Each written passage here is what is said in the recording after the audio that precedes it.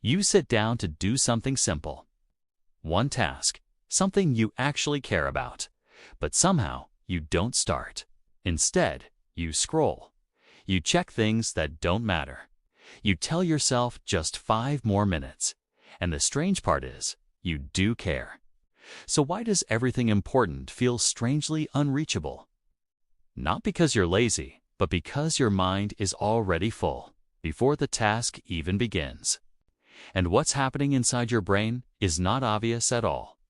Problem deep dive. This isn't just procrastination. It's what it feels like when even simple decisions start to feel heavy. You open your laptop, and suddenly your brain is already tired.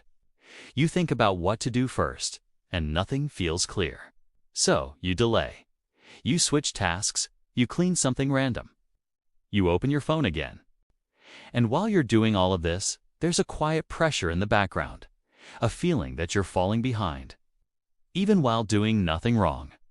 What makes this pattern painful is not the delay itself, it's the self-judgment that comes with it. You should be able to do this. Why is this so hard? Other people are handling life better. Over time, this doesn't just affect productivity. It starts affecting identity. You don't just procrastinate tasks.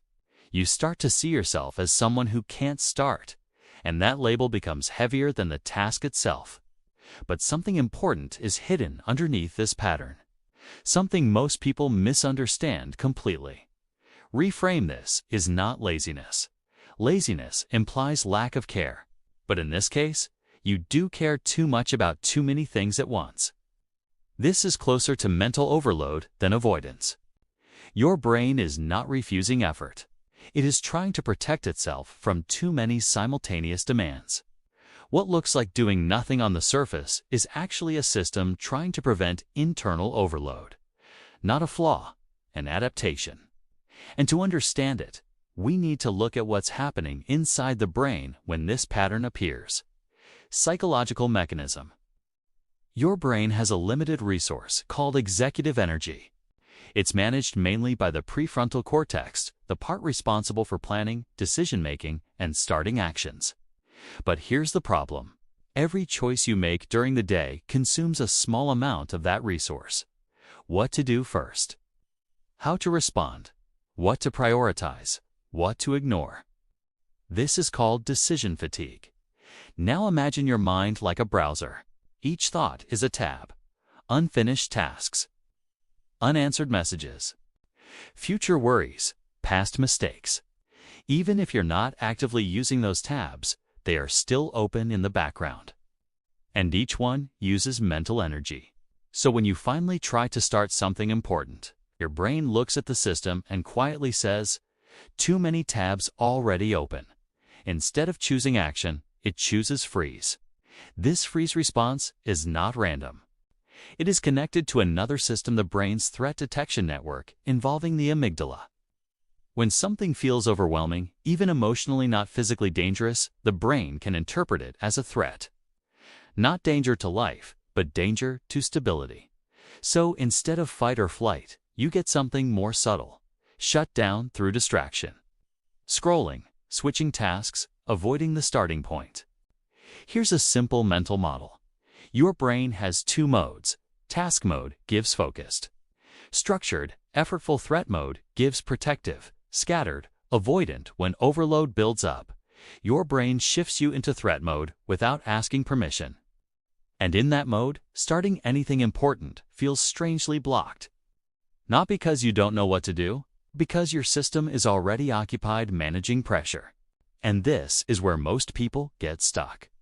They try to force task mode without addressing why threat mode was activated in the first place. But there is a way to work with this system instead of fighting it. And it starts very differently than you might expect. Practical framework. 1. Reduce the open tabs before starting what to do. Before any task, write down everything on your mind: unfinished thoughts, worries, small tasks. Why it works: externalizing thoughts reduces working memory load in the prefrontal cortex. Example: instead of trying to start work while thinking I should reply, I should plan tomorrow, you write it all down first. To shrink the task until it no longer triggers threat response, what to do. Break the task into the smallest physical action possible. Why it works. Small actions bypass amygdala-based resistance because they don't feel like commitments. Example. Instead of study for 2 hours, you open the document and read 1 paragraph. 3. Use time as a container, not a commitment what to do. Set a timer for 10 to 15 minutes and only agree to start, not finish. Why it works. Time boundaries reduce perceived cognitive load and lower resistance from executive systems. Example. You tell yourself, I only need to do this for 10 minutes, and suddenly starting feels possible. Interrupt the avoidance loop gently, not forcefully what to do. When you notice scrolling or avoidance, don't punish it, pause and name it. Why it works. Labeling behavior activates the prefrontal cortex, reducing emotional dominance from the amygdala. Example. Instead of I wasted time again, you say, I'm in overload mode right now. 5. Start before clarity arrives. What to do. Begin without waiting to feel ready or organized. Why it works. Action creates dopamine feedback loops that restore motivation after initiation. Example. You start writing even when your thoughts feel messy, and clarity emerges mid-process. If all of this is reduced into one mental model, it becomes this. Your mind is not a discipline system. It is a load management system. When load is too high, it protects you by slowing you down, not because it is broken, but because it is trying to prevent collapse. So the goal is not to force motivation. It is to reduce internal load until movement becomes possible again. Not instantly, but naturally. 7. Quiet, empowering close. You were never struggling because you didn't care enough. You were struggling because you were carrying too many invisible threads at once. And your mind responded the only way it knew how, by pausing everything. There is nothing dramatic about this process. No failure hidden inside it. No weakness underneath it. Just a system trying to manage too much at once. And when things feel heavy again, it might not be a question of effort, but a question of load. And that changes everything.